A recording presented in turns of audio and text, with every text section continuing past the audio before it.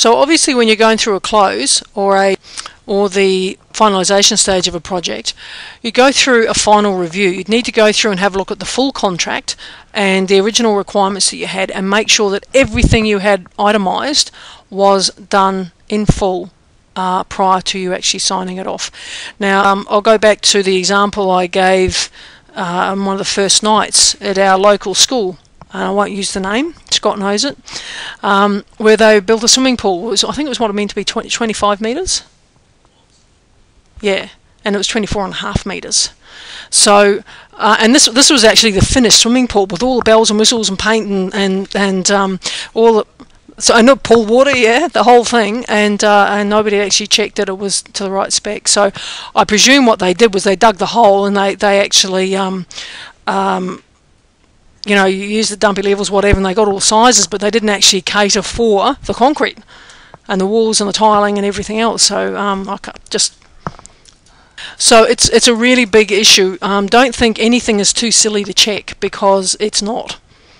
So one of the last stages of close is obviously the final payments. Now, when you're doing something like construction, they'd go around with a check sheet around everything. They walk around the building. There's a dent in the wall there. There's the cover missing off the points there. There's whatever. They go through and do all of that. And you should do the same thing no matter what your project is.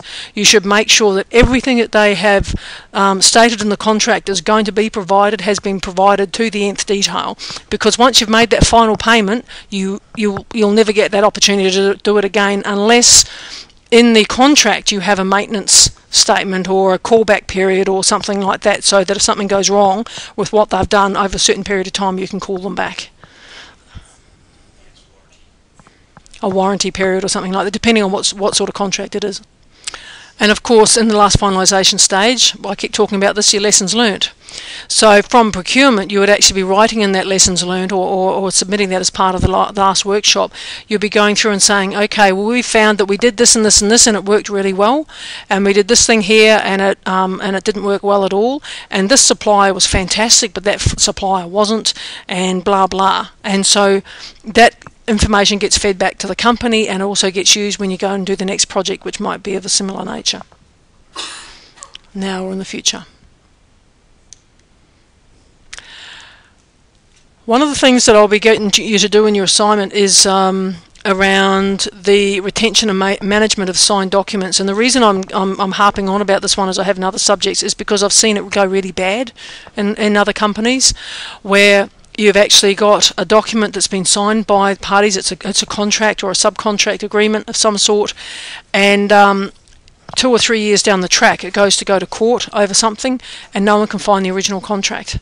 Now, your other party may have it, or they may say there was a variation to it or whatever, but you don't have those variations done, or you don't have a good management system around those things, and it can cost them bucket loads of money.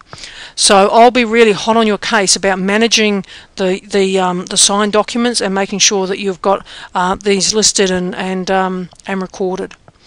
And the easiest way to do that is to use what I call a reflector. Have I talked about this before? I have a template which I don't think is online yet, but I can put it there. I have a template which is what I call a reflector, and it's just a simple Word document. And on the first page of it includes some history information. So it's what the document is, the parties that have signed, the purpose of it, the date that it was signed, the physical location of it. So you actually name the locations, your shelves, your cupboards, your whatever. You name your location of it, and so on the first page of it, well, if you search for words and text, you actually can find the electronic document. You can find the electronic document telling you where the physical document is. Does that make sense?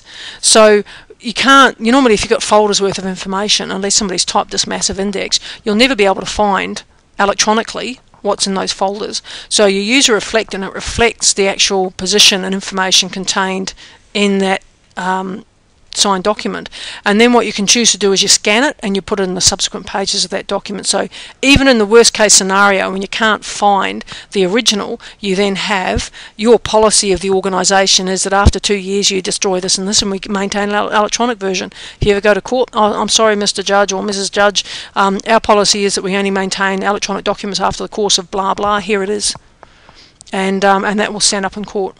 So long as you're not within the statute of limitations. But one of the things I do in an organisation often is introduce a records management policy, and one of the things in that is that you actually state how long you retain these things for.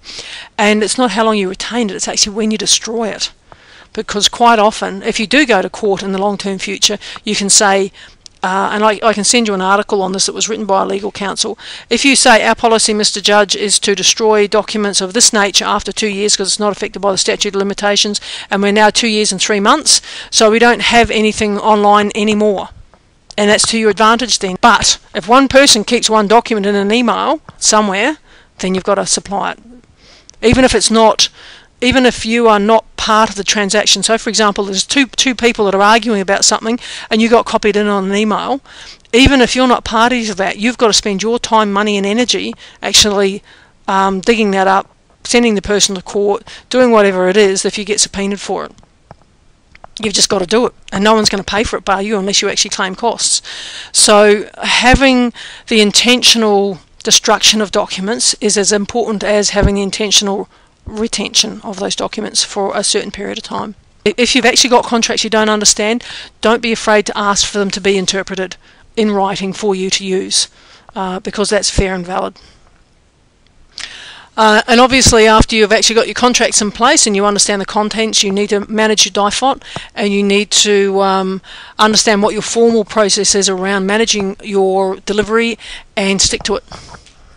And then of course you pay it and you will go home and everyone's happy.